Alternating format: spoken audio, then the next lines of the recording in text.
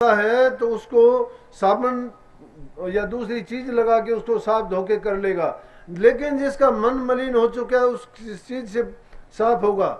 मन की मलिनता को धोने के लिए वो क्या है कि प्रभु का नाम है, प्रभु के नाम से होगा। तुम मान बढ़ाइयों में डूब जाते हो ना, तो तुम कभी सोचते हो कि हम उजड़े कपड़े पहनने से या 4 पैसे सेवा के चढ़ाने से या आगे आगे चलने से या अपना दिखावा करने से कल्याण नहीं होगा। अपने मन को सजाओ नाम से, अपने कर्म से करो, हाथों से करो पवित्र कर्म। अगर तुम्हारे पास 2 पैसे हैं तो करो दान पुण्य और धर्म। तुम दूसरों को अपने हाथ से जो देते जाओगे, अच्छा करते जाओगे, वो तीनों प्रकार के तुम्हारे कर्म सुधर जाएंगे। मन वचन और कर्म से पवित्र हो जाओगे, तीनों तापों से बच जाओगे। जो तुम्हारा प्रारब्ध का किया हुआ कर्म फल था उसको भोगना नहीं पड़ेगा, धीरे धीरे करके वो पूरा हो जाएगा। जो तुम्हें ज्यादा में भुगतना था वो कम तुम्ही से होगा, दूसरा कोई करने वाला नहीं है। तुम लाख बहाने ढूंढा करो। इंसान अपनी बुद्धि पर पर्दा डाल के ये सोचता है कि मैं ऐसा कर लूंगा, मेरा गुरु कर देगा, मेरा इष्ट कर देगा। अरे गुरु और इष्ट के तो बनते नहीं हो, नहीं गुरु कर देगा। गुरु और इष्ट के अगर सच्चे दिल से बन जाओगे तो गुरु के तो तुम इशारे को समझ जाओगे, गुरु के वचन को मान जाओगे और गुरु में पूरी अगाध श्रद्धा प्रेम और विश्वास रखोगे। जब ऐसी चीजें तुम्हारे दिल के अंदर आ जाएंगी फिर तुम्हें कहने की आवश्यकता ही नहीं पड़ेगी। फिर तो तुम कहोगे कि क्यों गुरु को दुख दिया कि मेरा कर्म है। क्योंकि जब इंसान का भरम भूत भाग जाता है तो सच्चाई उसके सामने होती है और सच्चाई को वो समझता है कि जो मैंने किया वो मैं पूरा करूंगा, जो किसी ने और ने किया वो और पूरा करेगा। लेकिन हम तो इस संसार में आके शायद इन झूठे बंधनों में, कहीं माँ का गुलाम, कहीं बाप का गुलाम, कहीं बेटे के बंधन में, कहीं भाई के बंधन में, कहीं स्त्री के बंधन में। अरे ये सब क्या है, ये भानवती का कुंबा है, यहाँ पे जोड़ा यहीं पे छोड़ जाना। ये हमारे प्यारे सगे संबंधी कोई किसी का नहीं है, हमारा अपना कर्म है। अगर नेक करेंगे तो हमारा साथ देगा, बुरे करेंगे तो हमारे से वसूल करेगा। तो इन बुरे और भले कर्म के चक्करों में पड़ के हम क्या करते हैं कि पाप और पुण्य भोग्या करते और संसार में बार बार आते और जाते हैं। इसलिए इस संसार से बचने के लिए इन बुराई से और भलाई दोनों को त्याग करके, निंदा स्तुति दोनों त्यागो, शुभ अशुभ को भी छोड़ दो। सिर्फ एक गुरु के वचन की पालना करते हुए और उनकी आज्ञा में रहते हुए एक ही विश्वास रखो कि मेरी मंजिल, मेरा ठिकाना मेरे मालिक के पास पहुंच जाना है। ये तो दुनिया में हम आए हैं तो 4 दिन जीना पड़ेगा। इसमें क्यों जीना पड़ेगा? ये जीवन हमें ऐसे नहीं उपहार के रूप में मिला है। जिसको तोहफा मिलता है उसको सजा के रखते हैं, लेकिन अपने तोहफे को कोई यूं फेंकता नहीं है, रुलाता नहीं है, मिट्टी में नहीं, उसको गंदगी पर नहीं चढ़ाता। इंसान ऐसा भोला कैसे है कि जिसको तोहफे में इतना सुंदर जीवन मिला और वो उसको इन बर्बादियों में धकेलता जाता है। उन बर्बादियों से बचाने के लिए फिर भी इंसान से भूल होती है। वो क्यों होती है कि ये माया का और काल का देश है।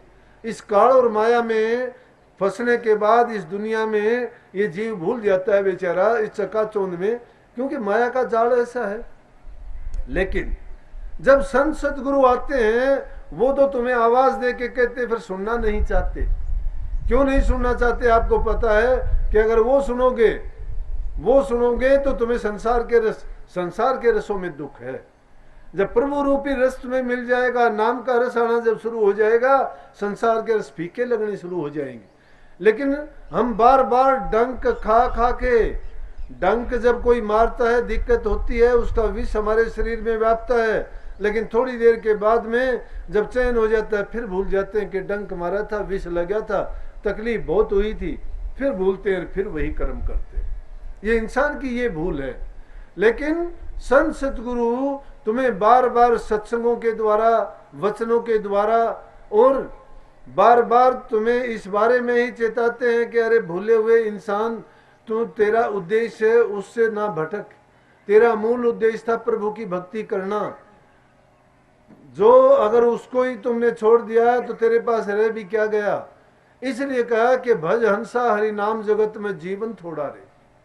अरे हंसा, तू उस प्रभु के नाम का सिमरण कर ले, उसके करने से सारे पाप धुलते हैं। सारे खोटे कर्म मिटते हैं। जन्म जन्म में किए हुए जो हम अपना पाप कर्म लेके आए हैं वो अभी पूरे हो जाएंगे, क्योंकि ये धोबी का घाट है, ये फागण का मास है। ये जो अवसर मिला है तुम्हें, ये बार बार मिलने वाला नहीं है। ये धोबी का घाट, जिस प्रकार से कपड़े धोबी के पास जाते हैं और वो घाट पे ले जाके उनका सब मैल धो डालता है, इसलिए 84 लाख योनियों में हमें कर्म कर करके जो कर्म की पोट अपने सिर पे रख के लेके आए, उसके लिए ये इंसान का चोला धोबी का घाट मिला है। इसको हम भी शिला पर फटकार फटकार के नाम रूपी जल में इसको साफ करके और जब ले जाएंगे, जैसे कबीर साहब ने कहा कि ये झिन्नी रे झिन्नी सतगुरु ने रंग दीनी, चदरिया कैसी कि ये जो चोला मिला था ये सतगुरु ने रंग तो दिया, लेकिन सब इसको बर्बाद करके जाते हैं, मैली करके जाते हैं। और मैली जब इसको चदरिया को लेके जाएंगे उस घर में प्रवेश नहीं पा सकते। और वो उज्जवल होगी सत्संग से, सत्संग के वचन से, सेवा से और प्रेम से। प्रेमियों, जितना हो सके सेवा में, प्रेम में और नाम में अपने मन को लगाओ। दूसरे जीवों के साथ सेवा प्रेम का भाव रखो, सेवा करो जितनी हो सके, गरीब की, दुखी की, भूखे की, नंगे की, जरूरतमंद की। क्योंकि परमात्मा ने आपको इस लायक बनाया है, आपके पास है कुछ करने लायक है, वो तो करो, जरूर करो। लेकिन मन तुम्हारे पास है, कोई ये बहाना ना लगाओ मैं गरीब हूं, दान नहीं कर सकता, कोई ये बहाना ना लगाओ मेरे में बल नहीं है, असमर्थ हूं शरीर से, मैं सेवा नहीं कर सकता। अरे आप लोगों के पास मन है, मन में गरीबी नहीं है, तंगी नहीं है। उस मन में प्रभु की भक्ति करो। उससे तुम तकलीफ होती है जब हाय हाय करते हो, हाय मां मरता हूं, हाय मां मर गई, कितने जोर जोर से कहते हो। लेकिन उस टाइम में तुम प्रभु को अगर याद करो तो वो संभाल कर लेगा। माँ संभाल नहीं कर सकती। माँ ने जो करना था तेरा कर दिया, पैदा किया है। पिता ने तुम्हें जो मदद देनी थी वो कर दी। अब तुम्हारा पिता और माता एक ही है, परमात्मा जो सर्वोच्च सत्ता है, सर्व ताकत जिसके पास है, वो एक छिन्न में तुम्हारी संभाल कर लेगा और सारे दुखों को दूर कर देगा। उसको तो भूले से भी कभी याद नहीं करते हो। तुम विश्वास करते हो अपने संसारी लोगों पे, माँ पे, बाप पे, भाई पे, ताकत पे, धन पे, दौलत पे, सिफारिश पे, अफसर पे, इन चीजों पे एतबार करते हो। अगर कोई बात होती है तो कहते हो फलाना अफसर मेरी जान पहचान का है, अगर वो जान पहचान का नहीं तो मेरी गोद में ताकत है, पैसे दे के ठीक करवा लूंगा। अगर वो नहीं तो कहते हो कि मेरा रिश्तेदार इतना बड़े ओहदे पे है, वो अपने आप करवा देगा। अगर ऐसे नहीं तो मैं बहुत ताकतवर हूँ, वो कमजोर है, मेरा क्या कर लेगा। अरे करने के लिए क्या है कि जिस प्रकार से नामदेव ने कही थी, नामदेव के एक छोटी सी टपरिया के पास में एक सेठ का मकान था। नामदेव जी कहीं बाहर तीर्थ पे गए थे, पीछे से सेठ ने क्या किया कि सोचा मैं अपना मकान बनाने लग गया। दूसरे लोग कहने लगे कि ये थोड़ा कम पड़ता है। जैसे इस आश्रम को देख के मैं भी कहने लगा यार ये कोना आ गया, यहाँ से अगर कोई दे देता ये तो ठीक था। नहीं भरता इंसान का, चाहे कोई भी हो, वो ठीक के करने में उसकी तृष्णा बढ़ती जाती है, कम नहीं होती। तो क्या कहा उसने, लोगों ने उसको कहा कि सेठ जी अगर क्या अच्छा होता, ये नामदेव किसका है, ये झोपड़ी और उठा के और ये और मिला के अच्छा महल बनता। बोला कि ये नामदेव की है, छिपी जाति का है, क्या कर लेगा, गरीब बड़वा है, मैं कर लेता हूँ उसको।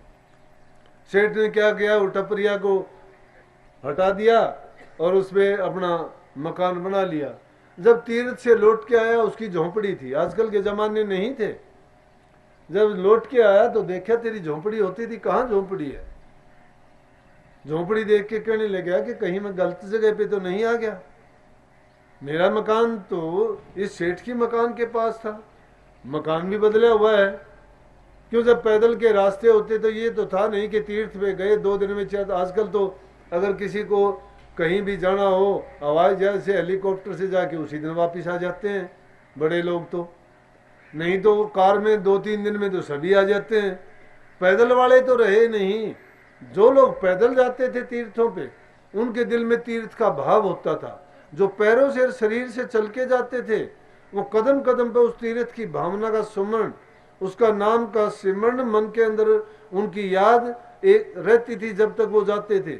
जाने में महीने लगते थे, आने में महीने लगते थे, और वो 2-3 महीने जब लग जाते थे तो सारा का सारा समय भक्ति में, सिमरण में उनका मन चंचल नहीं होता था, दूसरी बातों में लगता नहीं था, तब तो उनको तीर्थ का फल मिलता था। आजकल तो मैं क्या देखता हूँ, हरिद्वार जाना हो गया, वहां भी देखते हैं तो ये गाड़ियों पर लिखा हुआ कि डाक सेवा। मैं बोला कि डाक सेवा क्या? बोला जी ये 12-14 घंटे में ही कावड़ लेके पहुंच जाते हैं, ये अच्छी डाक सेवा हुई? तो फिर सेवा का तो कोई मतलब ही खत्म हो गया, उसमें कोई भावना तो है ही नहीं। जब तुम किसी अच्छे काम के लिए जाते हो, जब लोग जाया करते थे तीर्थों पे, दान करते थे, पुण्य करते थे, अब दान पुण्य कहाँ? अब तो कावड़ लेके जाते हो तो तुम्हारा तो मैं मानो की तरह स्वागत होता है, रास्ते में तो टेंट लगे मिलते हैं, वहां मिठाइयाँ उड़ती हैं, और रहने वाले भी सुल्फे सल्फे पी पी के ठाट से आते हैं, नाम बम बम का बोलते हैं, 2 दिन बम बम बोलती है, बाद में धम धम होती है। धम धम क्या करते हैं, सड़कों को रोक लेते हैं, उन वे बस वाले ट्रक वाले बेचारे, किसी को ब्रेक नहीं लगते, किसी को नींद आ जाती है, और किसी से वो मस्ती में कर देते हैं, वो 2-4 को कुचल देते हैं। फिर वो धम धम कई दिन तक, 14-15 दिन तक होती है, लेकिन फल क्या मिला? अरे उन तीर्थों पे जाके किस भावना को लेके क्या किया, क्या कमाया? वो भावना नहीं है दिल में।